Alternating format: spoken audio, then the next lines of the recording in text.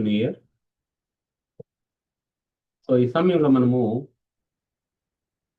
లేఖన భాగాల్ని ధ్యానించుకోవడానికి ముందు చిన్న ప్రార్థన ద్వారా ప్రభు యొక్క సహాయాన్ని కోరుకుందాం. కృపగల దేవ, నమ్మకమైన తండ్రి, సమయాన్ని దీవించండి, ఆశీర్వదించండి. నాతో మాతో మీరు మాట్లాడండి. వినగలిగే చెవుల్ని, గ్రహించగల హృదయాన్ని ఇవ్వండి. ప్రభా, మమ్మల్ని మీరు నూతన సంవత్సరంలోకి నడిపించారు. మీరు మా చేయి పట్టుకొని మమ్మల్ని నడిపించిన విధానం బట్టి వందనాలు.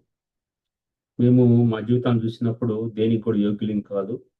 మేము నిన్నటి వారమే అయినప్పటికీ మీరు మమ్మల్ని జ్ఞాపకం చేసుకొని ఆయన 2026 సంవత్సరంలోకి మమ్మల్ని నడిపించారు. ఇది మా యొక్క గొప్పతనాన్ని బట్టి కాదు, కానీ ఇది మీరు మా ఏళ్ళ చూపుతున్న కనికరం, మీ కృప. మా ఏళ్ళ మీరు అనేకమైన కార్యాలు చేయాలని దయ చూపుతూ నడిపించారు ప్రభావ, మీకు వందనాలు. ఈ సమయంలో మీ మెల్లని స్వరం, మధుర స్వరం వినటానికి సహాయపడండి. వినగలిగే చెవుల్ని, గ్రహించగల హృదయాన్ని ఇవ్వండి. మా ఆలోచనల్ని, మా హృదయాన్ని, మా తలంపులన్నీ కూడా మీ గాయపడిన అసలు కప్పు చెప్పుకుంటున్నాం. మమ్మల్ని పవిత్రపరచండి. ఏకగ్రతతో, ఏక మనసుతో వాక్యం వినగలటానికై సహాయపడండి. నిలబడుతున్నవాడు బలహీనుడు ప్రభా, ఏ యోగ్యత లేదు. మీరు నా తండ్రి ఇస్తే తప్ప ఏమి మాట్లాడలేను. మీ వాక్యాలు చదివిస్తున్నాయి. బాగా తెరుము, నీ నోరు బాగా తెరుము, నేను నింపెదనని చదివించారు ప్రభా. ఈ సమయంలో ఆ బాగుగా తెరవడానికి కూడా సహాయపడండి. యేసునామములో ప్రార్థించి వేడుకుంటున్నాం తండ్రి, ఆమేన్. సో ప్రియులారా, ఈ సమయంలో మనము పరిశుద్ధ లేఖన భాగాల నుంచి కొన్ని మాటలు మనము విందాం. సో దేవుడు ఆ నూతన సంవత్సరంలోకి మనల్ని నడిపించాడు. అనిపిస్తుంది అంటే ఇప్పుడైతే 2025 దాటి కొన్ని సెకండ్లు మనము ఒక సెకండ్ అది క్రాస్ అయిపోయి మనము 2026లోకి వచ్చాము. అప్పుడు నాకు వచ్చిన ఆలోచన ఏంటంటే, నేను ఒక నిమిషం కొరకు, లేకుంటే కొద్దిగా టైం కొరకు నేను 2025కి వెళ్ళాలనుకుంటున్నాను అనే ఆలోచన వచ్చింది. వస్తే అది ఎన్నో గంటలు కాలేదు కదా, ఒక్క క్షణమే కదా. సో అనిపించినప్పుడు మళ్ళీ వెంటనే వచ్చిన థాట్ ఏంటంటే, నువ్వు ఎంత ఇచ్చినా కూడా అది మళ్ళా రాదు కదా, ఆ విధంగా కాదు కదా. సో కాబట్టి ఏదైనా చేయాలనుకుంటే అప్పుడున్నప్పుడే చేయాలి. ఏదైనా చేయాలనుకున్నప్పుడు ఆ సమయం ఉన్నప్పుడు చేస్తే బాగుండేది. ఆ సమయం పోయిన తర్వాత మళ్ళీ వెనక్కి వెళ్ళాలంటే కుదిరే పని కాదు కదా. మనం చదువుకునేటప్పుడు అనేకమని మనం రాసినప్పుడు వాటిని తుడిపేసుకోవడానికి రబ్బర్ ఉంటుంది, పెన్సిల్తో రాస్తే. ఇట్లాగా మనం పెన్నుతో రాస్తే దాన్ని మనము క్రాస్ చేసి ఇంకోటి రాయొచ్చు. ఏదన్నా ఒకటి చేయటంలో ఇబ్బంది ఉంటే, లేదంటే దానిలో పతనం చెందితే మరోసారి ప్రయత్నించవచ్చు. అట్లాగే ఎంతో మంది జీవితాలు ఉన్నాయి. అనేకమైనటువంటి ప్రయత్నాలు చేసి వాటిలో పతనం చెంది మరలా చేయటం ద్వారా వారు విజయం పొందిన సందర్భాలు ఎన్నో ఉన్నాయి. అది అయితే ఇప్పుడు మనం అప్పుడు ఎన్నో ఏం చేయాలన్నా కూడా అప్పుడు ఆ సమయం ఉన్నప్పుడు చేసేది. అయితే ఇప్పుడు మనము 26లోకి వచ్చిన తర్వాత 25లోకి వెళ్ళిపోయి ఏదైనా చెయ్యాలి అంటే అది నా వల్ల అయ్యేది కాదు, నేనేం చేయలేను. సో కాబట్టి ఇప్పుడు 20 దాటి 26లోకి వచ్చాము. వచ్చినప్పుడు మనం 26లో దేవుడు మనల్ని ఏం చేయాలని కోరుకుంటున్నాడు, ఏ విధంగా ఉండాలని కోరుకుంటున్నాడు. 25లో ఎంతో మంది చనిపోయి లోకాన్ని విడిచిపెట్టి, మేమున్న ఈ యొక్క దేశంలో కూడా ఏదో ఒక మంచి కార్యం కొరకని కొంతమంది యూదులు ఒక చోట కూడుకుంటే, అక్కడ కొంతమంది అంటే ఒక ఇద్దరు తండ్రి కొడుకులు వచ్చి ఒకసారిగా షూటింగ్ స్టార్ట్ చేస్తే అది చాలా మంది చనిపోయారు. పాపం వాళ్ళు ఎవరు అనుకున్నారు, ఈ డిసెంబర్ నెలలో ఇట్లా చనిపోతారని. 2025లోనే చనిపోతారు, 2026 వరకు ఎన్నో ప్రణాళికలు కలిగి ఉన్నారు. దాంట్లో ప్రవేశించక ముందే ఇట్లా చనిపోతారని ఎవరు అనుకోలే. అయితే మనము 2026లోకి వచ్చామనంటే ఇది మన ద్వారా జరిగింది కాదు. మన మనకున్నటువంటి స్థాయిని బట్టి, మనకున్న అనుభవాన్ని బట్టి, ఆత్మీయంగా కానీ శారీరకంగా కానీ ఏ అనుభవాలు ఉన్నా కూడా, ఎంత టాలెంట్ ఉన్నా కూడా దాన్ని బట్టి జరిగింది కాదు. సహజంగా తండ్రి తన కుమారుడిని తీసుకొని రోడ్డుని వెళ్తా ఉంటే ఆ ఒక కాలువ అడ్డం వస్తే ఆ కాలువని ఒకసారిగా చేయి పట్టుకొని జంప్ చేపిస్తాడు తండ్రి. సో అట్లా అది గుర్తొస్తా ఉంటుంది నాకు. ఆ 25 నుంచి 26లోకి వచ్చేటప్పుడు, సో 26 అనే 25 అయిపోతుంది, చివరికి వచ్చాము. 26లోకి ఎంటర్ కావటానికి ఏ హస్తం అయితే మనం వెంటుందో, ఏ చేయి అయితే మనల్ని పట్టుకొని ఉందో, ఆయన ఒక మంచి కాపరిగా, ఆ కీర్తనలు 23 అంటాడు కదా, ఆయన ఒక మంచి కాపరిగా ఏం చేశాడంటే, సో మన చేయి పట్టుకొని 25 నుంచి దాటించి 26లోకి తీసుకొచ్చాడు. అది గొప్ప విషయం. సో అట్లా దాటించిన ఆయన మన ద్వారా ఏం చేయాలంటున్నాడు అనేది, మనం ఎట్లా ఉండాలంటున్నది కొన్ని మనం ఆ, విన్నాం, దేవుడు ఏ విధంగా మాట్లాడతాడు అనేది. మొట్టమొదటిగా మనము ఈ యొక్క 1 కొరింథీ 12వ అధ్యాయం 2వ వచనం నుంచి ఒకసారి చదువుకుందాం. So 1 Corinthians chapter 12 verse 2. 1 కొరింథీ 12:2. ఇక్కడ ఇట్లా ఉంటుంది అనమాట. మీరు ఎవరైనా తీయగలిగితే తీయండి, ఒకలా తీయలేని పక్షంలో నేనే చదువుతాను. మీరు అన్యజనులై ఉన్నప్పుడు అనా చదవాలనుకుంటుంది. మీరు అన్యజనులై ఉన్నప్పుడు మూగ విగ్రహములను ఆరాధించుటకు ఎటు పడినా అటు నడిపించబడతారని మీకు తెలియను. ఇందుచేత చాలు బ్రదర్. తర్వాత మత్తయి 6:24. మత్తయి 6:24. Gospel according to Matthew chapter 6 verse 24. అది కూడా చూద్దాం. అది మీరు రెడీ పెట్టుకోండి, తర్వాత చదవచ్చు. ఇప్పుడు మీరు అన్ని దినులై ఉన్నప్పుడు మోగా విగ్రహములను ఆరాధించుటకు ఎటు పడినా అటు నడిపించబడితరని మీకు తెలియను. ఇప్పుడు మనం ప్రభుని తెలుసుకోవటానికి ముందు మనము ఒక దాంతో బాగా కనెక్ట్ అయి ఉన్నాం. అంటే ఇప్పుడు ప్రభుని తెలుసుకున్న తర్వాత ప్రభు కనెక్ట్ అయి ఉన్నాము. ప్రభుని తెలుసుకోక ముందు మనము ఈ యొక్క అన్య సాంప్రదాయాలు లేకపోతే అన్య విగ్రహాలతో మనము కనెక్ట్ అయి ఉన్నాం. అయితే ఇక్కడ ఏమంటున్నా అంటే, మీరు వాటికి ఎంతగా కనెక్ట్ అయి ఉన్నారు, ఎంతగా వాటి ఎడల మక్కువ కలిగి వాటిని బట్టి నడుచుకోవటము, అవి ఏం చెప్తే అంటే దాన్ని బేస్ చేసుకొని కొన్ని వేరు వేరు వాళ్ళ ద్వారా మనం మాట్లాడినప్పుడు ఆ విధంగా జీవించడం అనేది అలవాటు పడినప్పుడు ఇప్పుడు ప్రభు ఆ పరిస్థితులు ఎట్లా ఉన్నాయంటే అవి ఏంటంటే అక్కడ ఏమంటా అంటే మూగ విగ్రహాలు అని అంటాడు అనమాట. మూగ విగ్రహాలు ఇక్కడ నేను ఏదేదో పాయింట్ అవుట్ చేయాలనుకోవట్లేదు, కానీ మనం ప్రభుని తెలుసుకొని కూడా ఇటువంటి వాటిని మనం వెంబడిస్తున్నాం. అంటే ఇవి నేను వేరే వాటిని గురించి మాట్లాడట్లేదు. ఇక్కడ మోగా విగ్రహాలు అనేది మన జీవితాల్లో ప్రభుని తెలుసుకున్న తర్వాత ఏముంటానికి ఆస్కారం ఉందంటే, ఈ మత్తయి సువార్త 6:24లో ఈ విధంగా ఉంటది అనమాట. చదువుతారు బ్రదర్? ఎవడును ఇద్దరు యజమానులకు దాసుడుగా ఉండనేరడు.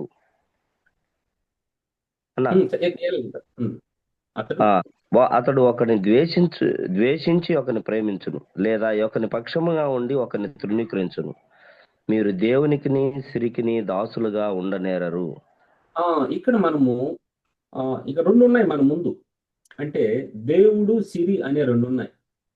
ఇప్పుడు మనము ఈ నూతన సంవత్సరంలో ప్రవేశించిన తర్వాత సో మనము దేన్ని ప్రేమించాలి, దేన్ని వెంబడించాలి, దేన్ని మనం కలిగి ఉండాలి, దేనికి ప్రాధాన్యత ఇవ్వాలి అనేది మనము ఆలోచించాలన్నమాట. ఇప్పుడు మనల్ని ఈ 2026 నడిపించింది ప్రభువారు. సో లేఖనం బట్టి మనం ఆత్మీయంగా ఆలోచించినట్లయితే మనము ఆయనకి దాసులుగా ఉండాలి, ఆయనని వెంబడించాలి, ఆయన కరుణించేంత వరకు. కీర్తనలు అంటాడు, దాసుని కనులు యజమాని చేతట్టును, దాసురాలు కనులు యజమానురాలి చేతట్టును చూస్తూ ఉంటాయండి. ఎందుకంటే ఆయన కరుణించేంత వరకు, అంటే అది యజమానురాలు కానీ యజమానుడు కానీ కరుణించేంత వరకు మా కనులు మీ వైపు మీ చేతితో చూస్తున్నాయి అని అని అంటారనమాట. అయితే ఇక్కడ నూతన సంవత్సరంలో మనము దేవుని వైపు చూడాలి అని ప్రభు ఆశపడతా ఉన్నాడు ప్రతి విషయంలో కూడా.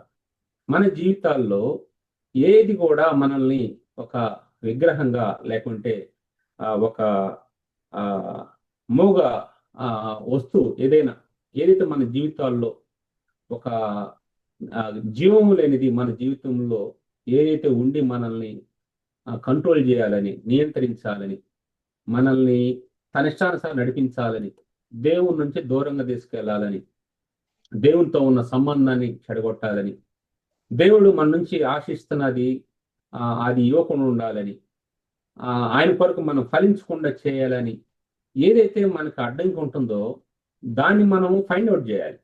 We have to trouble shoot. అది ఏదైతే ఉందో దాన్ని మనం ఐడెంటిఫై చేసి దాన్ని సాల్వ్ చేసుకోవాలి ప్రభు సహాయం ద్వారా. అప్పుడు మనము ఒక విజయ పదంలో నడిపించబడతాం. అప్పుడు దేవుని నామం మహిమపరచబడుతుంది మన ద్వారా. సో అప్పుడు అనిల్ మధ్య కూడా మన సాక్ష్యం అనేది అద్భుతంగా ఉంటుంది అన్నమాట. అయితే మనం ఇంకా ఈ యొక్క మూగ విగ్రహాల ద్వారా ఏంటి, ఈ డబ్బు అనేది ఒక మూగ విగ్రహం అనుకుందాం, ఈ ధనం అనేది ఒక మూగ విగ్రహము. అది మనకి ఇంకేమైతే ఉన్నాయో అవి మనం చూడొచ్చు. అక్కడ ఇంకో చోట ఏమంటాడంటే, ఆ లోకములో ఉన్న దాని గురించి మాట్లాడుతూ ఒక మాట అంటాడు. ఈ యొక్క మొదటి యోహాను 2:15 అట్లా చూసినప్పుడు, 15-16 చూసినప్పుడు, మొదటి యోహాను 2:15-16, 1 John chapter 2 verse 15 and 16 చూసినప్పుడు ఈ విధంగా ఉంటది అనమాట. ఈ లోకమునైనను లోకములో ఉన్న వాటినైనా ప్రేమింపకుడి, ఎవడైనా లోకమును ప్రేమించిన ఎడల తండ్రి ప్రేమ వానిలో ఉండదు. లోకములో ఉన్నదంతయు అనగా శరీరాశియు, నేత్రాశియు, జీవడమమును తండ్రి వలన పుట్టినవి కావు, అవి లోక సంబంధమైనవే. ఇక మనం చూస్తే ఈ లోకంలో ఏమున్నాయి అంటే ఈ లోకాన్ని పరిపాలించేది అది నేత్రాశ, శరీరాశ, జీవడమము అనేది మనం గమనించాలి. సో ఇవి అంటే మనకి అక్కడ ఎట్లా అయితే మనము ఈ మోగా విగ్రహం గురించి అంటా వచ్చామో, ఇవి మన జీవితాల్లో చాలాసార్లు మనల్ని ఓవర్టేక్ చేయాలని చూస్తాయి. ఇవే మోగా విగ్రహాలు. సో అక్కడ ఇంకొక మనం ముందు మత్తయి సువార్త చూసినప్పుడు సిరికి దేవునికి అని 2 తీసుకొచ్చినప్పుడు అక్కడ ఏదైతే ఆ సిరి అనేది ఒక విగ్రహంగా ఉంటా వచ్చిందో అది చాలాసార్లు మనల్ని, మన జీవితాలని డామినేట్ చేస్తూ ఉంటుందో, సో అలాగే ఈ లోకంలో ఉన్న వాటిల్లో ఇవి కూడా అన్నమాట. ఏంటంటే నేత్రాశ, శరీరాశ, జీవడమము, ఇవి ఈ ఆశలు, ఈ డిజైర్స్ అనేది మనల్ని దేవుడి నుంచి దూరం చేసేగా ఉంటాయి. ఇది కూడా ఆ ధనం ఏ విధంగా ఐడియలో. సో ఇది ఏంటంటే ఒక జనరిక్ అన్నమాట. అనేకమైన ఏ ఆశ చూసినా కూడా ఈ ఆశ ఈ మూడిట్లో ఒకదానికి సెట్ అయిపోయి ఉంటుంది అన్నమాట. ఒకదానికి సెట్ అయిపోయి ఉంటుంది. ఈ యొక్క చాలా పెద్ద పెద్ద విగ్రహాలుగా మనల్ని దేవుడి నుంచి దూరం చేసేగా ఉంటాయి. అంటే ఆశ ఉండకూడదు అనేది కాదు, ఆశ ఉండొచ్చు. అది ఏ విధంగా ఉండాలంటే మనం ముందు వచ్చిన వాళ్ళు చూద్దాం. సో ఇక్కడ ఈ లోకంలో ఉన్నంతా కూడా అదేనంట. ఏంటి, నేత్రాశ, శరీరాశ, జీవడము. మన కంటికి అనిపించినంత కావాలనుకోవటం కానీ, మన శరీరానికి దీన్ని ఏదైతే కోరుకుంటుందో దాన్ని ఆశపడటం కానీ, జీవడము, నేను ఈ విధంగా ఇంత లగ్జరీగా ఈ విధంగా జీవించాలి, ఇట్లా ఉండాలి, అట్లా ఉండాలి అంటే మంచిగా జీవించటము, మంచి చూడటము, మంచివి అనుభవించటము తప్పు కాదు. సో అయితే అది ఏ విధంగా, ఎటువంటి మనం ఆశించాలి, ఎటువంటి మనం కలిగి ఉండాలి అనేది మనము దేవుని యొక్క వాక్యానుసారంగా దేవుడి వైపు చూసినప్పుడు దేవుడు మనకి సహాయం చేస్తాడు అనమాట.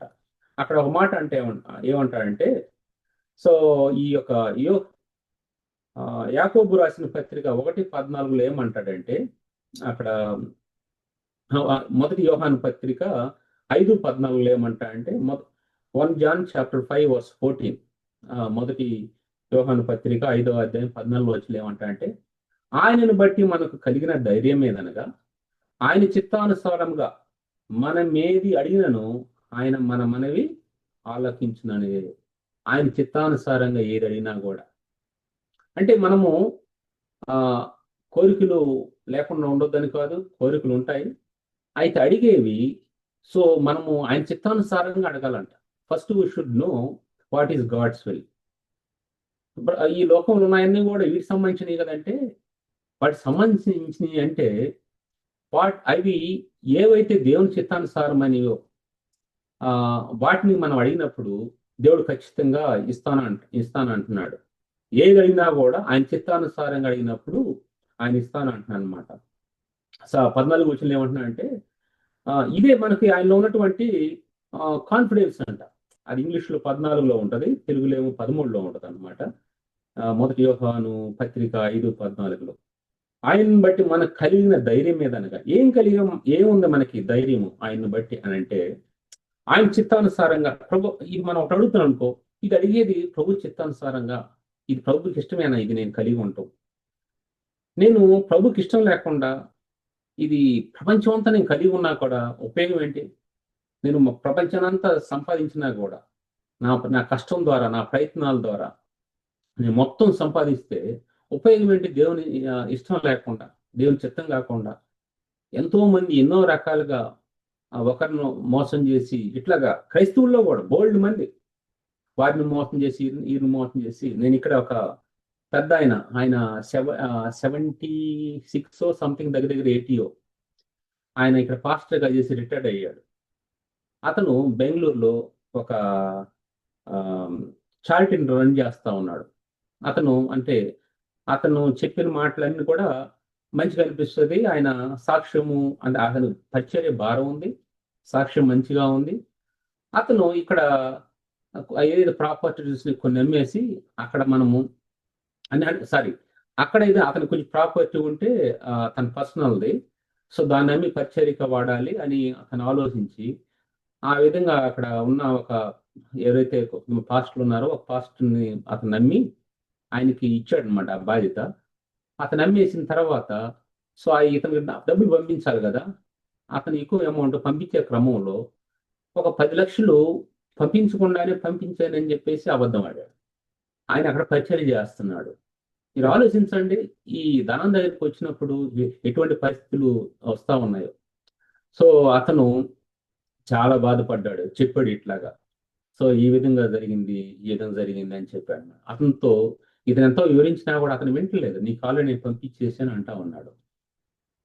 ఆ విధంగా ఈ యొక్క ధనం దగ్గరికి వచ్చినప్పుడు, ఈ యొక్క ఒక ధనం అనే ఒక విగ్రహం దగ్గరికి వచ్చినప్పుడు, లేకుంటే ఒక శరీరానికి సంబంధించినటువంటి ఒక ఆశ, లేకుంటే ఒక నేత్రానికి సంబంధించినటువంటి ఆశ, సో జీవించడానికి సంబంధించినటువంటి ఆశ, ఈ 3 కూడా ఫుల్ఫిల్ కావాలంటే ఈ ధనాన్ని ఎక్కువ బేస్ చేసుకుంటారు. ఈ ధనాన్ని ఎక్కువ బేస్ చేసుకుంటూ ఉంటారు. ఎవరినైనా అనుభవించాలన్నా, ఏదన్నా చేయాలన్నా, లేకుంటే ఎవరినైనా ఎట్లా చేయాలన్నా, ఇన్ని కూడా మెయిన్ దీని గురించే ఎక్కువ ఆలోచిస్తూ ఉంటారు. మరొక చోట రాయబడింది ఏంటంటే, వారు ధనాపేక్ష లేని వారు నడుచుకోమని చెప్తూ ధనాపేక్ష వలన తమను తామే పొడుచుకున్నారని దేవుని లేఖన బాగా చదివిస్తూ ఉన్నాయి. ఈ ధనం దగ్గర ఎన్నో ఘోరమైనటువంటి పరిస్థితులు, నీతిమంతులు సహితము పడిపోయే పరిస్థితులు, వీటి దగ్గర ఎంతో నష్టము, అంటే ఆత్మీయంగా ఎంతో నష్టం చూస్తూ ఉంటున్నాం. ప్రభువు రక్షించినప్పుడు, సో ప్రభు మనల్ని విడిపించినప్పుడు వీటన్నిటి నుంచి మనం విడుదల పొందాం. అప్పుడు అంత ఆశ లేదు. తర్వాత జీవితంలో వచ్చే ప్రతి విధమైన ఒడిదుడుకుల వల్ల ఎంతో ఆత్మీయ నష్టాన్ని చూస్తా ఉన్నాం. ఎందుకంటే ఏదైతే మనం వద్దనుకున్నామో, ఏదైతే కాదనుకున్నామో, దేవుడే ప్రాముఖ్యమైన వాడు అనుకున్నామో, ఆ తర్వాత దినాల్లో ఇవి 2 మాస్టర్లు ఏర్పడ్డారు. ముందు అయ్యా నువ్వే నాకు ప్రధానోపాధ్యాయుడివి, నువ్వే నా ప్రిన్సిపాల్వి, నువ్వే నా గురువువి, నీకు మించింది ఎవరు లేరు అని ఆలోచన ఉన్నప్పుడు, ఆ తర్వాత దినాల్లో ఇంకొకరు యాడ్ అవుతారు, ఇంకో సర్వెంట్. ఆ సర్వెంట్ ఏదైనా కావాలండి, ఇక్కడ ఏంటంటే ఆ ధనం చూపిస్తున్నాడు, కానీ మనం ఆలోచించినట్లయితే మనము ఎవరికి సర్వెంట్గా ఉన్నాం? దేవునికి ఒక్కరికైనా, లేకుంటే దేవునితో పాటు ఇంకొకరికి సర్వెంట్గా ఉన్నాము? ఏది మన జీవితాల్లో ఐడియల్గా ఉంది? కొంతమందికి ఉద్యోగాలు కావచ్చు, కొంతమందికి వారి చదువులు కావచ్చు, కొంతమందికి వారికి ఉన్న రిలేషన్స్ కావచ్చు, కుటుంబ రిలేషన్స్ కాదు. అంటే నేను అంటాను ప్రేమించొద్దని కాదు, ప్రేమించాలి. నువ్వు దేవుని కంటే ఎవరిని కూడా దేన్ని కూడా ఎక్కువగా ప్రేమించకూడదు, దేన్ని కూడా ఎక్కువ ఆశించకూడదు. దేవుని కంటే మొట్టమొదటి ప్రాధాన్యత దేవునికి ఇవ్వాలి. అది నేను ఆలోచించే విధానము, అది నేను చెప్పాలనుకుంటున్న విధానం. సో కాబట్టి మొట్టమొదటి ప్రాధాన్యత దేవునికి ఇవ్వాలి. ఆ తర్వాత నువ్వు దేన్నైనా చెయ్యి. అప్పుడు దేవుడు నిన్ను నడిపిస్తాడు, ఏం చేయాలో ఏం చేయకూడదు అనేది. అది మనం గమనించాలన్నమాట.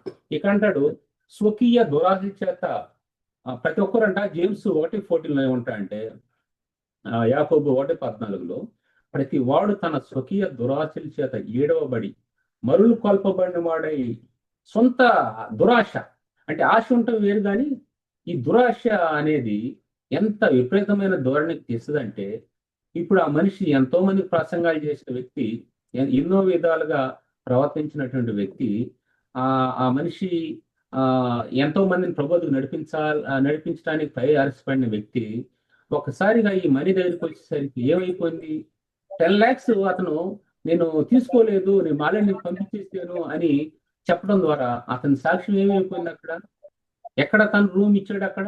ఆనాడు ఓల్డ్ టెస్టిమెంట్ మనం గమనించినట్టయితే దేవుడు చేయొద్దు అయ్యా, నువ్వు అది నీకు దానివల్ల నష్టం ఉంది, దానివల్ల ప్రమాదం ఉంది అని అంటే ఆకాన్ ఏం చేశాడు, తను దేవుడు చెప్పిన మాటలు పట్టించుకోకుండా వినిపించుకోకుండా దేవుని మీద ఉన్న ప్రేమ కంటే, దేవునికి తన ఏడలో ఉన్న మమకారం కంటే, దేవునికి విధేయత చూపడం కంటే తను దేనికి విధేయత చూపుతూ వచ్చాడు, తనకి ఆ కంటికి ఏదైతే చూశాడో దాన్ని ఆశించినప్పుడు దాన్ని ఏ విధంగా నాకు ఉపయోగపడుతుందంటే, తనకి శరీరానికి ఒక ఆశ ఉంది, ఆశ తీర్చుకోవాలి.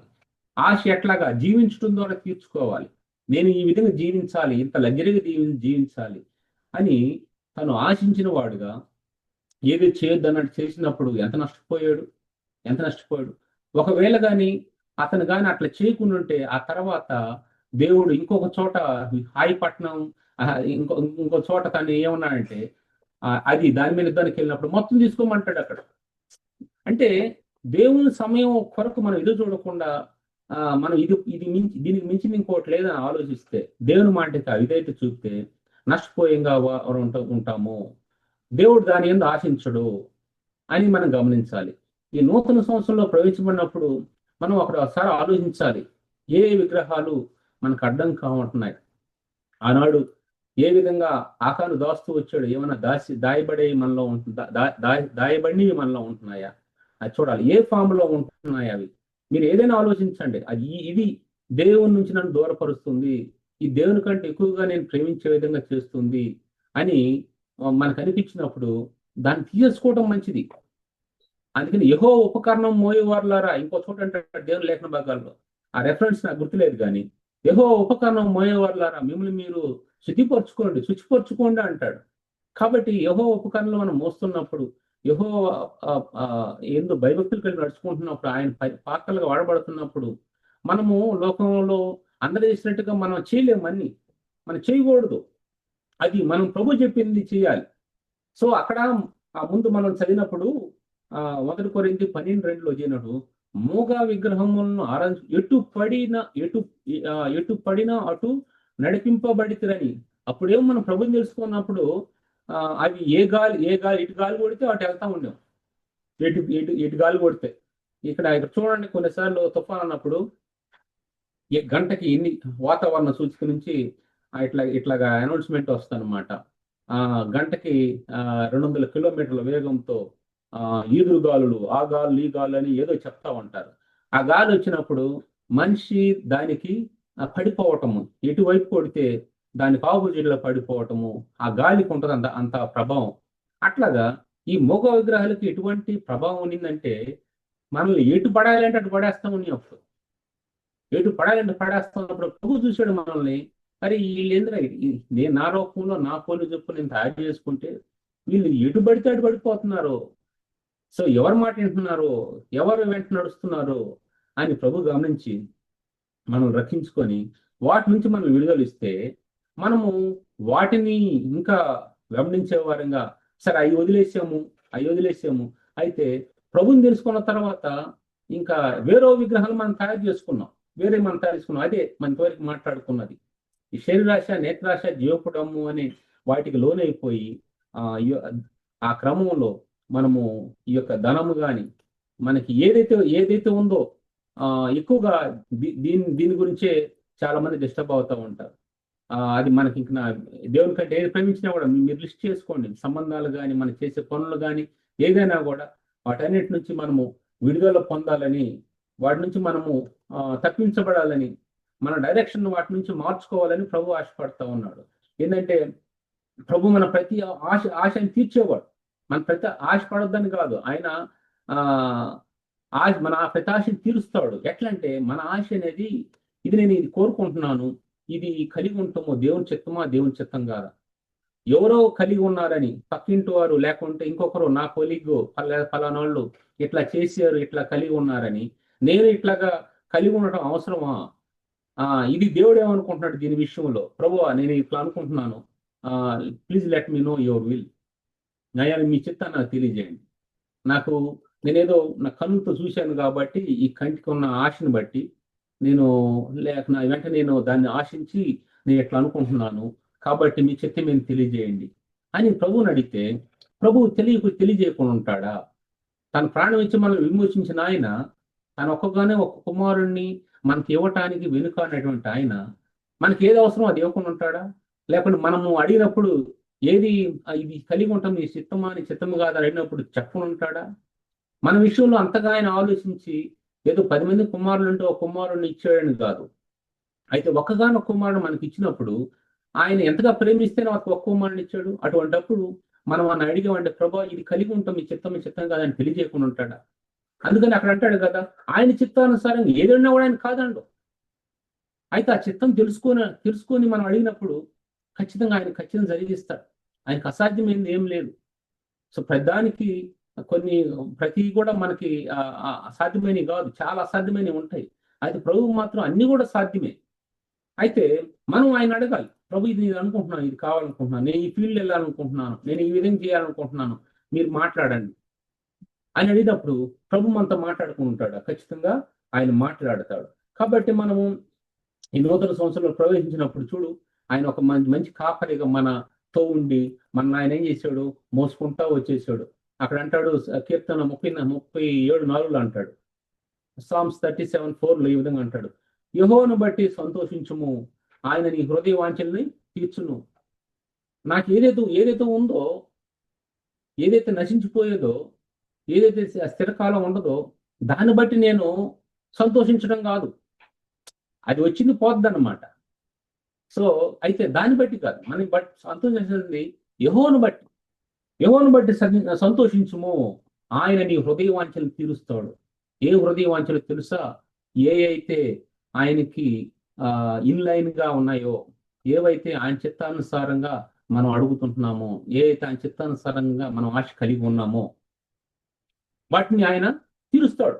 నీ హృదయ వాంఛలను తీరుస్తాడు. అంత కఠినుడు కాదు ప్రభు. తన సొంత కుమార్ని ఇవ్వటానికి వెనుకాడిన ఆయన మనకి ఇవ్వకుండా ఉంటాడా? ప్రభు నాకు జాబ్ కావాలంటే జాబ్ అవసరానికి తెలియదు. ప్రభు నాకు ఈ మ్యారేజ్ విషయంలో సహాయం చేయంటే మ్యారేజ్లు సహాయం చేయడం. ప్రభు నేను నాకు ఈ కుటుంబ విషయాలు ఈ విధంగా ఉన్నాయంటే ఆయన సహాయం చేయడం.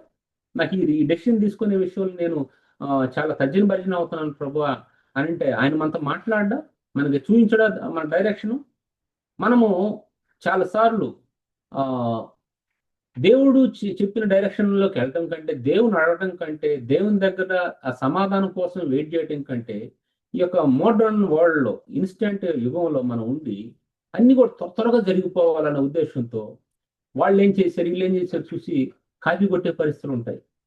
ఆ విధంగా రేపు ఇబ్బంది పాలైనప్పుడు చాలా పరిస్థితులు కూడా లోనైనప్పుడు మనకు అనిపిస్తూ ఉంటది ఇది దేవుని చిత్తం కాదు అని అనిపిస్తూ ఉంటది.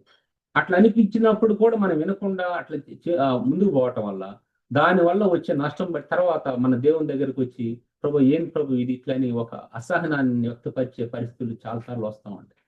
అటువంటి రాకుండా ఉండాలంటే ముందే నువ్వు దేవుని అడుగు, ప్రభు నేను ఇట్లా అనుకుంటున్నాను, ఏ విధంగా అంటున్నా చూడు, నీకు తెలిసిన వాళ్ళు చెప్పినట్టు కాకుండా, నీకు ఎవరో ఇంకొకరు చెప్పినట్టు కాకుండా ముందు దేవుని అడుగు. నీకు తినటము చేత అయినప్పుడు వేరే వాళ్ళు నీకు ఫిట్ చేయాల్సిన అవసరం ఏంది? చిన్నగా ఉన్నప్పుడు మనకి తల్లిదండ్రులు మనల్ని ఫీడ్ చేసేవారు. మనకు తింటం చేత అయినప్పుడు మన తల్లిదండ్రులు మనకు ఫీడ్ చేయాల్సిన అవసరం ఏంటి? నువ్వు వాక్యం చదవని చేతవు, ప్రార్థన చేయడం చేతవు ఉన్నప్పుడు ప్రభువు దగ్గర ప్రార్థనలు అడుగు, వాక్యం ద్వారా ఆయన ఏం చెప్తున్నాడు చెయ్యి, ఆయన మాటలు విను, అప్పుడు బాగుంటది. కానీ నాకు ఇంకొకరు ప్రతిసారి ఫీడ్ చేయాలన్నప్పుడు ఓకే, అది కాదని కాదు, కానీ మనం ఎదగాలి కదా, అది ప్రభు కోరుకుంటున్నాడు.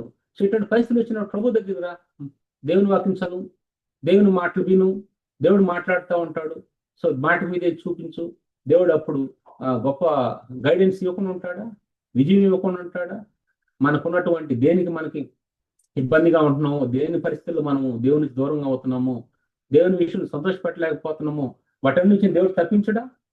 సో కాబట్టి మనము ప్రభుతో సంబంధం ఆనాడు వాటితో ఎట్లా సంబంధం, ఆ మోగ విగ్రహాలతో ఏ విధంగా సంబంధం కలిగి ఉన్నాము, ఎంతగా వాటికి ఇంటాక్ట్ చేయబడినామో, వాటిని ఎంతలో లీనమైపోయినామో, ఏ విధంగా మన వేర్లు లోపలికి వెళ్ళిపోయినాయో, ఆ విధంగా ప్రభువులోకి వచ్చినప్పుడు ప్రభువులో కూడా అట్లా వెళ్ళిపోవాలి. చాలాసార్లు అట్లా వెళ్ళిపోకుండా ఈ సైడ్ కొన్ని పిల్లి కొమ్మలు పుడతా ఉంటాయి. అవి పిల్లేరు లెక్క ఏదో సంథింగ్ పుడతా, అవి మన డైరెక్షన్ అవి చేంజ్ చేసేవిగా ఉంటాయి. ముందు చిన్నగానే ఉంటది, కానీ ఆ తర్వాత అది చాలా ప్రభావవంతంగా ఉంటుంది. అది కంప్లీట్ గా ఓవర్టేక్ చేయడానికి దేవునికి ఇచ్చేదాన్ని అన్ని విషయాల్లో కూడా అది ఓవర్టేక్ చేసేదిగా ఉంటుంది అన్నమాట. కాబట్టి ఈనాడు మనము ఈ నూతన సంవత్సరంలో ప్రవేశించిన తర్వాత ప్రభు మనల్ని ఆశీర్వదించకుండా ఉండటానికి, మనం ఫలించకుండా ఉండటానికి, అది ఆత్మీయంగా కానీ శారీరకంగా కానీ ఫలించకుండానికి ఏమేమి విగ్రహాలు అడ్డంగా ఉంటున్నాయి అని మనం పరిశీలించుకోవాలని ప్రభు కోరుకుంటా ఉన్నాడు. ఆయనంట మన హృదయ వాంఛలు తీర్చేవాడు. నీకు ఈ కలిగి ఉంటే నీ హృదయ వాంఛలు తీర్చబడవు. వీటి నుంచి విజయం పొందాలి. ఫస్ట్ జయించిన వాడిని ప్రభువు తన తండ్రితో తన సింహాసనం కూర్చొని ఇస్తాను అంటున్నాడు. జయించేవాడిని, విక్టోరియస్ లైఫ్ ఎవరైతే జీవిస్తూ ఉంటారు. సో వీటన్నిటిని జయించాలి. మనకి ఇప్పుడు కొంతకాలం ఉండే ఈ చదువులే ముందు క్లాస్కి పోవాలంటే ఇక్కడ విజయం పొందాలి. ఈ క్లాసులో అట్లాంటివి ఉంటే మన ఆత్మీయంగా ఏ విధంగా విజయం పొందాలి, ఎన్నిట్లో విజయం పొందాలి, ఏ విధంగా మనము విజయం పొందితే ముందుకెళ్ళగలుగుతాం, దాంట్లో విజయం ఆశించడా దేవుడు. కాబట్టి ఆ విజయాన్ని ఇచ్చేది కూడా ఆయనే. ఏదో మన సొంతగా మన తెలివిని బట్టి జ్ఞానాన్ని బట్టి చేసేది కాదు. కాబట్టి మనము దేవునిలో విజయం పొందటానికి ప్రభు యొక్క సహాయాన్ని కోరుకుందాం. విజయం పొందినవాడు అభివృద్ధిలో ఉంటాడు. సో అటువంటి వారి యొక్క ఆశలు తీర్చడానికి ప్రభు ఎల్లప్పుడూ కూడా అందుబాటులో ఉన్నాడన్న విషయాన్ని మనం గమనించాలి. చాలాసార్లు ఈ ఆలోచన వస్తూ ఉంటుంది, మనం ఏం అడుగుతాం, ఏటేటిని మనం విగ్రహాలుగా చేసుకుంటాం. అసలు ప్రభు ఒక్క కుమారుడు మనకి ఇవ్వటానికి అయ్యో నేను ఇస్తే ఎట్లాగా అన్న ఆలోచించకుండా ఈ విధంగా ఆయన ఇవ్వగలిగితే మనం అడిగేవి, మనం ఏదైతే అడుగుతున్నామో ఆయన తీర్చడా, ఇవ్వడా? చూడండి, ఆలోచించండి. చాలాసార్లు మనకి ఈ వాక్యాల కంటే మనకున్నటువంటి వేరు అనేవాళ్ళ మాటలు, వాళ్ళు చేసే చేష్టలు, మనం వాళ్ళలాగే కాపీ కొట్టాలి, వాళ్ళలాగే చేయాలి అన్నది చాలాసార్లు ఇన్ఫ్లుయెన్స్ చూపిస్తుంది. దేవుని మీద విశ్వాసం ఉంచకుండా మనల్ని నీళ్లు ఏ విధంగా అయితే ఆ పడవని కదిలిస్తూ ఉంటాయో ఆ విధంగా మన ఆత్మీయ జీవితాన్ని ఈ లోకం అనే నీళ్లు అనేక మంది వ్యక్తుల ద్వారా, అనేక వాటి ద్వారా మనం కదిలిస్తూ ఉంటాయి. మన విశ్వాసాన్ని చాలా విధాలు దెబ్బతీసేవిగా ఉంటాయి. కాబట్టి మనం ఇక నుంచైనా ఈ నూతన సంవత్సరంలో ఒక పట్టుదలతో కలిగి ముందుకెళ్ళిపోతే దేవుడు మన కొరకు ఉంచినటువంటి ఆ గొప్ప అవన్నీ కూడా ఏదైతే మన కోసం దాచించాడో ఆ మేలు ఆయన ఖచ్చితంగా మనకు అనుగ్రహిస్తాడు. అందుకని ఆ కీర్తనలో 37:4 అన్నట్టుగా మనం చదివినట్టుగా యెహోవాను బట్టి సంతోషించుము, నీకు ఏది ఉందో ఏది లేదో అనే దాన్ని బట్టి కాదు, నువ్వు యెహోవాను బట్టి సంతోషించు, ఆయన నీ హృదయ వాంఛలు తీరుస్తాడు. అయితే అక్కడ నువ్వు ensure that whatever you are going to ask, let it be according to God's విల్. So in order to know whether it is God's will or not, ask God, Lord, I am going to ask this thing, I am desiring this one, please let me know whether it is your will or not. Please help me to have clear understanding about it. I should not copy from others what they have. I should not try to get it, but real it is required for me. దేవుడు ఖచ్చితంగా ఇది నాకు అవసరం అయితే ఖచ్చితంగా దేవుడు ఇస్తాడు అనమాట. ఆ విషయాన్ని గమనించాలి. అందుకని అంటాడు ఈ యొక్క ద్వితీయోపదేశకాండ 31:8 చూస్తే, ద్వితీయోపదేశకాండ 31:8, డ్యూటెరోనమీ చాప్టర్ 31:8 ఈ విధంగా ఉంటుంది అనమాట. నీ ముందర నడుచువాడు యెహోవా, ఆయన నీకు తోడైండును. ఈ నూతన సంవత్సరంలో ప్రభువు నీ ముందు నడవాలని ఇష్టపడుతున్నాడు, నీకు తోడుగా ఉండాలని ఇష్టపడుతున్నాడు అనమాట. ఆయన ఏమంటున్నాడంటే ఇంకా అంటే నిన్ను విడువను, నిన్ను ఎడబాయనంటా ఉన్నాడు, నిన్ను విడువును ఎడబాయని అంటున్నాడు. ఇక్కడ మనం గమనించాల్సింది, మన ప్రభు అయిన యేసుక్రీస్తు వారు మన ముందు వెళ్తా ఉన్నాడు. మనకి మన యొక్క మనల్ని డైరెక్ట్ చేయడానికి ఏ రూట్లో వెళ్ళాలో, ఎక్కడ మనకి భద్రత ఉందో, ఎక్కడ మనకి సేఫ్టీ ఉందో, సెక్యూరిటీ ఉందో, ఆ విధంగా నడిపించడానికి ఆయన ఒక మార్గంలో గుండా మనల్ని తీసుకెళ్తున్నాడు అన్న సత్యాన్ని మనం గమనించాలి. ప్రభు మన ముందు నడవకపోతే, ప్రభు మన డైరెక్షన్ చూపించకపోతే, మనం ఎప్పుడో ఆ 25లోనే ముగించేవాళ్ళం మన యాత్ర. ఇక అని లేట్ అనేవాళ్ళు, మన పేరు ముందు లేట్. సో ఇట్లాంటి ఎన్నో పెట్టేవాళ్ళు అనమాట. అయితే ప్రభు మన ముందు నడుస్తున్నాడు కాబట్టి మనం ఈ 2026లోకి వచ్చాము. ఇక్కడ కూడా ఆయన నడిపించడానికి సమర్థుడు. ఎందుకంటే ఆయన నిన్న నేడు రేపు ఏకరీతిగా ఉన్నవాడు. ఆయన మనల్ని ఎప్పుడు విడిచిపెట్టేవాడు కాదు, మన ముందు ఉండి ఆయన నడిపించేవాడు. మన బలహీనతలైనా ఆయనకు తెలుసు. ఎవరు కూడా ఇక్కడ పరిపూర్ణులు ఎవరు లేరు. అందరికి కూడా ఏ బలహీనతలో ఎంత చెట్టుకు అంత కావాలి, ఎవరికి ఏది ఉండాలి అది ఉంది. సో కాబట్టి మన ప్రతి విషయం కూడా తెలిసి మనం పొడిచినట్టుగా పడవడు వేరే వాళ్ళు, నీకు అది ఉంది ఇది ఉంది అని. ఆయన మన్ని బలహీనతలు ఎదిగిన దేవుడు, ఆయన మన ముందు ఉండి ఆయన నడిపిస్తానని ప్రభు చెప్తా ఉంటాను అనమాట. నీ ముందు నడుచువాడు యెహోవా, ఆయన నీకు తోడైండును, ఆయన నిన్ను విడువడు, నిన్ను ఎడబాడు అని చెప్తూ ఉన్నాడు ద్వితీయోపదేశకాండ 31:8. అదేవిధంగా జోషువ 1:9, యెహోషువ 1:9 చూస్తే ఈ విధంగా అంటా ఉన్నాడు. ఆయన ఏమంటున్నా అంటే, దిగులు పడకు, జడీకుము, నీవు నడుచు మార్గములో నీ దేవుడైన యెహోవా నీకు తోడైండును. చూడండి, ఆయన మన ముందు నడటమే కాదు, కొన్నిసార్లు మనం కదలలేని పరిస్థితిలో ఉంటే, కొన్ని ఇబ్బందుల పరిస్థితులు వచ్చినప్పుడు కదలలేము. అసలు ఏం నిర్ణయం తీసుకోవాలో అర్థం కాదు, ఎటు వెళ్ళాలో అర్థం కాదు, అంత జామ్ అయినట్టు ఉంటది. మన సిగ్నల్స్ అన్ని అందక మైండ్ జామ్ అయిపోద్ది.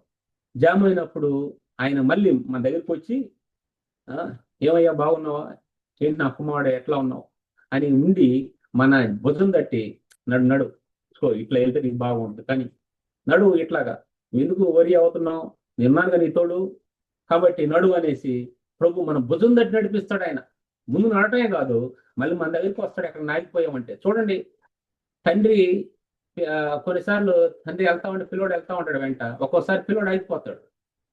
వెనక ఏదో అడ్డం వచ్చిందంటే, ఏదైనా కాలువ దాటాలో లేకుంటే ఏదైనా అడ్డం వచ్చింది సంథింగ్, తండ్రి వెనక చూసి ఏంది అక్కడ ఆగిపోయావు రా అని చెప్పేసి మళ్ళీ వెనక్కి వచ్చేసి మళ్ళీ పట్టుకొని తీసుకెళ్తా ఉంటాడు అనమాట. సో అట్లాగా మన జీవితం ప్రతి స్టేజ్లో కూడా మనతో ఉండి మనల్ని భుజం తట్టి తీసుకెళ్లేవాడు ఆయన. ఇంకోసారి చూస్తే ప్రకటన గ్రంథం 7:17 చూస్తే, బుక్ ఆఫ్ రెవల్యూషన్ చాప్టర్ 7:17 చూస్తే ఈ విధంగా అంటాడు.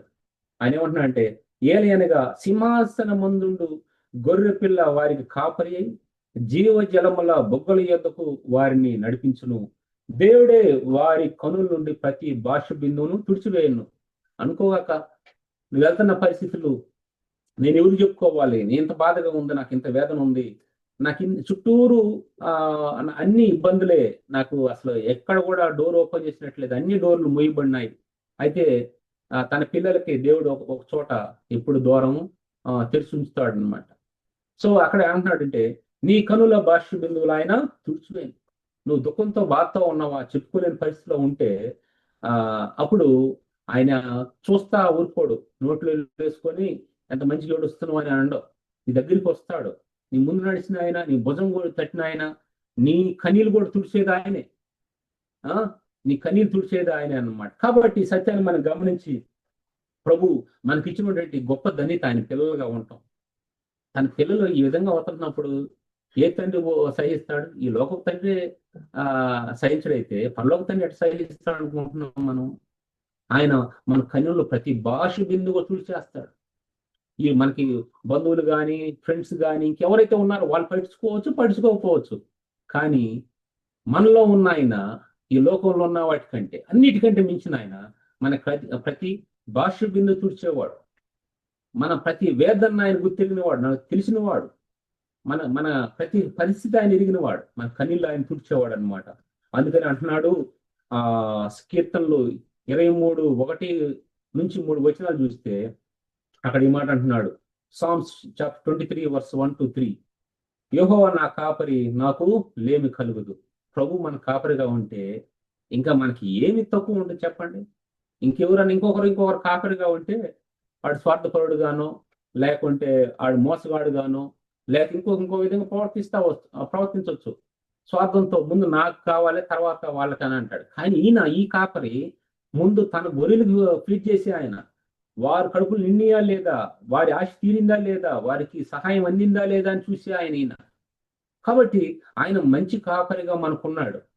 ఎవరు విడిచిపెట్టకపోయినా ఆయన ఎప్పుడు కూడా మనల్ని విడిచిపెట్టేవాడుగా. ఆ మంచి కాపరిగా ఉండి మనం నడిపిస్తూ ఏం చేస్తాడంటే ఏం చేస్తాడు? పచ్చిగల చోట్ల ఆయన నన్ను పరుండ చేయుచున్నాడు, శాంతికరమైన జలముల యొద్ద నడిపించున్నాడు. పచ్చిగా ఎక్కడ పచ్చికుంటుందో అక్కడ ఆయన. ఎందుకంటే చాలా మంది పచ్చిగా ఉన్న చోట ఉండటానికి ఇష్టపడతారు. అది ఏదైనా పార్క్ వెళ్ళారనుకో, పచ్చి ఎక్కడ మంచిగా ఉంటుందో అక్కడ వెళ్ళి కూర్చోవటానికి, అక్కడ కొంచెం పరుండటానికి ఇష్టపడతారు. అంటే అటువంటి కంఫర్టబుల్ గా ఉండే ఏరియా, అంటే మనకి సౌకర్యవంతంగా అపాయం లేకుండా, మనకి ఆ గ్రౌండ్ ద్వారా ఎటువంటి హాని లేకుండా ఉండే అటువంటి పచ్చిగా ఉన్న చోటకి దేవుడు మనల్ని నడిపించేవాడుగా. శాంతికరమైన జలముల యొద్ద, ఇందాక జలాల గురించి మాట్లాడుకుంటా ఉన్నాం. ఈ జలాలు ఎప్పుడైతే శాంతిగా ఉండవో ఆ పడవని ఊపేస్తా ఉంటాయి. శిష్యులు, అయ్యా మేము నశించిపోతాం, నీకు చింత లేదా అన్నారు. ఆ జలాల మీద వెళ్తా ఉంటాయి. అయితే ఆయన ఎక్కడ నడిపిస్తాడు? శాంతికరంగా, చాలా కామ్ గా ఉండే అక్కడ నడిపిస్తాడు. అటువంటి సమృద్ధి దగ్గరికి. పచ్చిగా ఉంది తినేదానికి, అంటే ఆ సమృద్ధి అక్కడ ఉంది, తాగేదానికి ఉంది. లేకుంటే మనము ఈ పచ్చిగా కంఫర్ట్ గా ఉండే పరిస్థితులు ఉన్నాయి. ఇక అక్కడ చల్లగా ఉండే పరిస్థితులు ఉన్నాయి. ప్రతి విధమైన కన్ఫ్యూజన్ నుంచి విడుదల పొందే పరిస్థితులు ఉన్నాయి. మనకి ఏది అవసరం మనం ప్రతి అవసరం తీర్చే పరిస్థితులు ఉన్నాయి. ఈ విధంగా ఆయన ఎన్నో అర్థాలు ఉన్నాయి. పచ్చిగల చోట్ల ఆయన నన్ను పరుండి చేస్తా అంటున్నాడు. శాంతికరమైన జలముల యొద్ద నన్ను నడిపించును అంటా ఉన్నాడు. 3వ వచనం అంటాడు, నా ప్రాణమునకు ఆయన సేద్దిస్తున్నాడు. ఎన్ని చేసినా కూడా కోటి విధులు పుట్టుకొరకు అంటా ఉంటారు. ఇది ఎట్లా కాదు, నువ్వు ఎన్నేం చెయ్యి, దేనికోసం ఇంత కష్టపడి, ఇంత మంచి జాబ్ అంటారు, అది అంటారు, ఇది అంటారు, ఇన్ని చేస్తా ఉంటారు. ఎందుకంటే తెలుసా, కొంచెము సౌకర్యవంతంగా జీవించడానికి. ప్రభు ఏమంటాడంటే నీ ప్రాణానికైనా తీరుస్తాను అంటున్నాడు. నా ప్రాణానికైనా సేద్దిచ్చేవాడు ఆయన, ఆ నెమ్మది ఇచ్చేవాడు ఆయన. తన నామను బట్టి నీతి మార్గములను నడిపించున్నాడు. సో కాబట్టి ఆయన మనల్ని నడిపించేవాడుగా మనతో ఉన్నాడు అనమాట. శాంతికరమైన జలం యొద్ద మనల్ని నడిపిస్తూ ఉంటాడు. మనము ఈ యొక్క 2026లో ఆ విధంగా ఆయన నడిపించే చోటుకు మనం వెళ్ళాలని, ఆయనని వెంబడించాలని, ఆయన మన ముందు నడుస్తూ ఉండగా ఆయన వెంబడించాలని సో ప్రభు కోరుకుంటున్నాడు. ప్రియులారా, మనము ప్రతి విషయాన్ని కూడా ప్రభుకు అప్పగిద్దాం. ప్రభు ఇదేంది చూడు, ఇది ఏం చేయాలి చూడు అని. పిల్లలకి ఏదైనా దొరికితే ఎట్లా తండ్రి దగ్గర తీసుకొచ్చి ఇదే దొరికిందని ఏం చేయాలి అట్లా ప్రభు దగ్గర పెట్టినప్పుడు ఏమంటాడు తెలుసా? పిల్లల తండ్రి ఏమంటాడు తెలుసా? అయ్యో ఇది నీ చేతులు ఉండకూడదు, పడే, ఇది మంచిది కాదు, ప్రమాదం, ఇది పడే అని ఈ లోకపు తండ్రి పిల్లోడికి చెప్తాడు. ఏమైనా పొరపాటును తీసుకొచ్చి చూపించిన, డాడీ ఇదేం చూడు ఇట్లా అంటే. అట్లా మనం ప్రతిదీ కూడా ప్రభు దగ్గర తీసుకొచ్చినప్పుడు, ప్రభు ఇది దీని విషయంలో ఏం చేయాలి, దీని విషయంలో ఏం చేయాలి, దీని విషయంలో ఏం చేయాలంటే అప్పుడు దేవుడు తన ఆలోచన చెప్పి నడిపిస్తాడు. దేవుడు కొద్ది మాటలు దీవించి ఆశీర్వదించను కాక. హ్యాండ్ ఓవర్ టు ఓబులేష్ అన్న. Thank you Jeremiah. చక్కగా న్యూ ఇయర్ లో చక్కటి మరి వాక్య భాగాలు మా గమనానికి తీసుకొని వచ్చావు. మరి దేవుని మహాకృపను బట్టి మరి ఈ సంవత్సరం అంతట్లో ప్రభు మన ముందర నడిచే దేవుడిగా ఆయన ఉంటా ఉన్నాడు. కనుక మరి చెప్పబడిన వాక్యాన్ని బట్టి ఎవరైనా ఒకరు ప్రార్థన చేయవలసిందిగా కోరుతా ఉన్నాను.